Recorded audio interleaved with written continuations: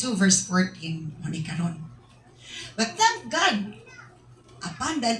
salamat sa Diyos. He has made us His captives and continues to lead us along in Christ's triumphal procession. Siya, iyatang gihimo nga mga binihag ug nagpadayon ta sa pagdala matud pa to lead us along Christ's triumphal procession. Gidala ta niya sa procession sa madalugon nga pagdaog ni Kristo. Now, He uses us to spread the knowledge of Christ everywhere. O karon gigamit ta niya para pagmantala, para pagpalapnag sa kay balumay tugon ni Kristo sa lain-laing dapit sama sa humot nga alimyon or humot nga perfume. Ang pulong sa Ginoo murag durian. Humot siya. Ganahan ang ubag simot kana ubag kaon. Ganahan uban tilaw. Ang uban ni tilaw ra, ang uban ni kaon jud. Okay, unsa may okay mo ni karon. Unsa man inyong ginabuhat sa durian, ni tilaw ra mo, ni kaon ra mo. Kung matilaw ta mabusog ta dili. Kung matilaw ra ta mabusog ta dili. Dili. Kung mukaon ta mabusog ta kung mukaon di tag tudo. Sumo ni karon.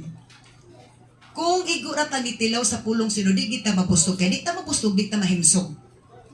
Munang dili ta, abtik nga Christian dili ta, madasigon nga Christian. Kay low feeding man ta sa spiritual feeding.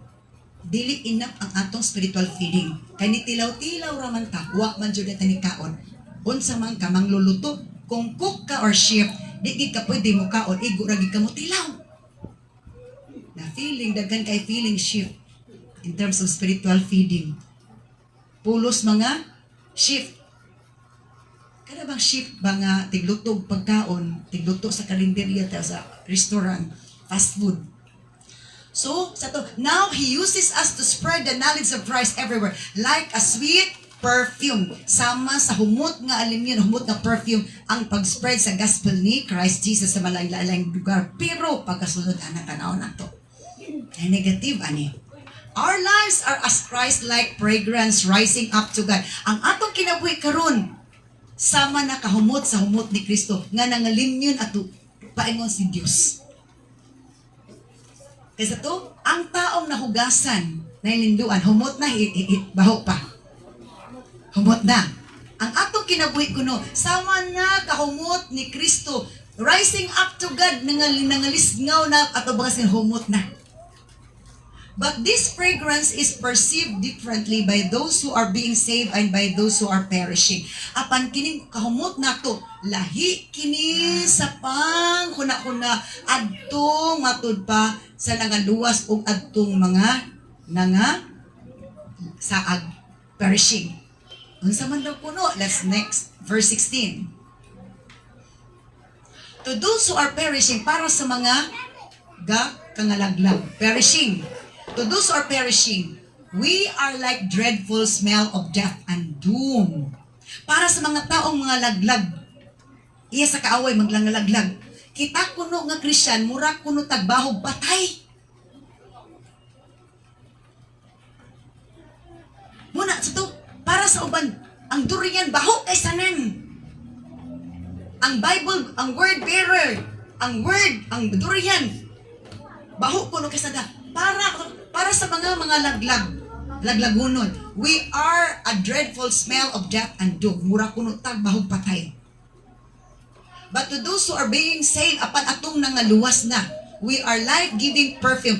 Kita daw humot nga pahumot.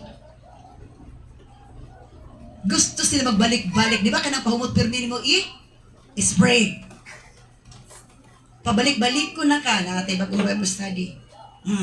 Sugod di karong wigis, sugod na may mga panagi.